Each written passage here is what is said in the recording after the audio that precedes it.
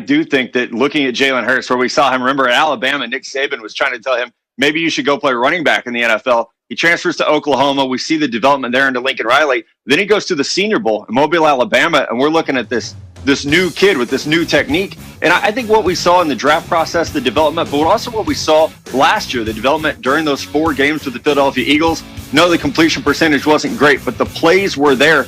And let's remember, he jump-started this offense in a way that Carson Wentz could not do through the first 12 weeks of the season. So I look at Jalen Hurts. You drafted him at 53 overall. Let's give him a shot with the athleticism, the arm strength, and what we saw in college. I think you can still build on some of those traits. And so I look at the Eagles. If they call and want my opinion, stick with Jalen Hurts. You gave this kid an early second-round pick for a reason. And then let's build a team around him. You guys are showing some wide receivers here. Let's build a team around him with that 6th pick instead of once again quitting at the quarterback position and trying to roll the dice on another guy. And by the way, at 6 this year, you might be looking at the 4th best quarterback on the board. Well, so that is exactly where we get to our next point here. Let's jump into this year's draft, which is where you'll be covering for us. And while all signs point to Trevor Lawrence as the first overall pick to Jacksonville and a generational prospect and all the rest of that, there has been a recent push for the young man you see on the right there, Zach Wilson from BYU. He played 2 more games than Lawrence did last year. He had fewer turnovers. He also had a higher completion percentage, averaged more yards per attempt. And so, again, Matt, this is confusing to me because out of one ear, and RC joins the conversation as well, I have people telling me Trevor Lawrence is a generational prospect. He's Elway, he's Luck, he's Peyton Manning. And on the other side, I'm hearing people say he may not be the best quarterback prospect in this class. Matt, fill in some blanks for me. Yeah, guys, the more that we get into this draft process, the more you talk to evaluators around the NFL, they'll tell you that, hey, let's pump the brakes on this Trevor Lawrence kid a little bit, because while he has been anointed for the past 3 years as the future and savior of football, Zach Wilson, a lot like Joe Burrow last year, really had that ascension in his final year. Things clicked for him. You saw the numbers, the 33 touchdowns while cutting down on his turnovers. And the thing you hear from people around the NFL is this name, Patrick Mahomes, a player who can work off platform, who can drip from the offensive line, that has the arm strength to make up some of those things. When I started evaluating quarterbacks, a player like this, we would have said that never works in the NFL because the technique is not there. The mechanics aren't there. Forget mechanics when you're a playmaker, when you have arm strength. And for Zach Wilson, people look at Kyler Murray. They look at Patrick Mahomes. They look at Aaron Rodgers and say, this is where the NFL is going. It's no longer the 6'6" drop back quarterback. And what Wilson did without a great supporting cast around him at BYU has definitely caught a lot of people's attention. So, Matt, I'm sure a lot of people watching that video who did not see any BYU football this year, the first thought they may have is he looks small. And obviously, Kyler Murray was the first pick in the draft, and he's much smaller. Is that no longer – how big is he, and is that no longer a concern in the evaluation? We're waiting on an official measurement, but he's going to be under 6'3". He's going to be 210 pounds most likely, so bigger than Kyler Murray. But let's remember, Patrick Mahomes is not the biggest guy either. He's 6'2", 220, 225. So I do think that we're starting to see a change there where, back when Ryan was playing, all these quarterbacks were 6'4", 6'5". Now it's more about what you can do as a scorer, less than what you are able to do standing in the pocket, being able to survey the field. RC, I feel like it's been a while you and I have been talking about this, and you've been saying this kind of thing about Trevor Lawrence to me for well over a year.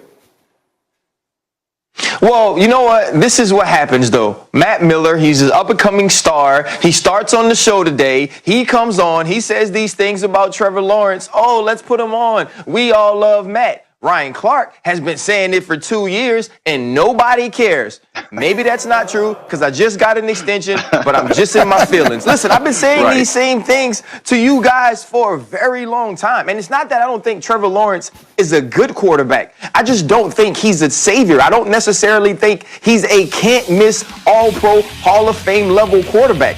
And some of those things that Matt is saying about Zach Wilson, they're intriguing, right? This is where the game is moving. Somebody being able to throw off platform. Also watching a guy play, not necessarily with the best skill players around him, and seeing him elevate those guys. And maybe it's this purple jacket that I wear and the reasons that I wear it. I cannot get out of my mind of Trevor Lawrence walking into the stadium and facing Joe Burrow and being totally outplayed. And then I can't get out of my mind the next year doing the same thing against Justin Fields. When you are a generational talent, when you are a can't-miss prospect, when you're playing with people that are like you, it shows. We watched Deshaun Watson play the Alabama Crimson Tide 2 times. He lost one time and he won the other time. And both times we saw him, we said to ourselves, he was the best player on the field and it wasn't close. Trevor Lawrence is not that. But when you watch Zach Wilson and you think about Mahomes, you think about Josh Allen, you think about Aaron Rodgers, some of the arm talent, the things that they have done and how they translate, Zach Wilson has some of that. I just don't see teams passing on that just because of a few critiques that you can nitpick about Zach Wilson, his competition, or maybe his size. I'm with you, but they're going to. I mean, the number one pick in this draft is going to be Lawrence. I don't think any of us are suggesting otherwise. And so, Matt, I just was looking at some notes before we came on the air today. McShay just released his latest McBoard of his top 32 players in the draft. He has Trevor Lawrence number one. He still ranks him as the number one player in this draft.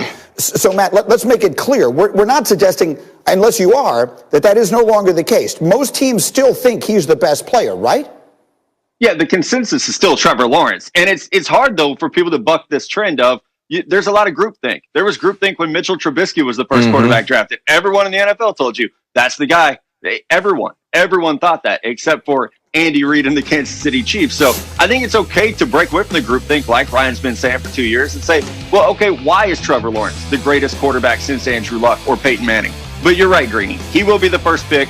I'm sorry, your New York Jets will not be getting Trevor Lawrence, but I think what we're saying is the guy that you're likely to get, Zach Wilson, is a pretty good consolation prize. Maybe not even a consolation prize. He might be the guy you actually want, given what that roster has. Like Ryan said, someone who elevates the talent around him. I've seen Zach Wilson play with guys who might not be NFL players. I've also watched Trevor Lawrence throw to first-rounders at wide receiver with first-rounders at running back. So I do like those guys. You've had a little bit of adversity in your life. You got a little bit of a chip on your shoulder. That's Zach Wilson. It might rub some people the wrong way, but there's definitely that fire to his game where he's going to throw that headband on and he will do whatever it takes to make plays. He's going to bust out of the framework of your offense. He's going to throw 50-50 balls that have you holding your breath, but it's exciting.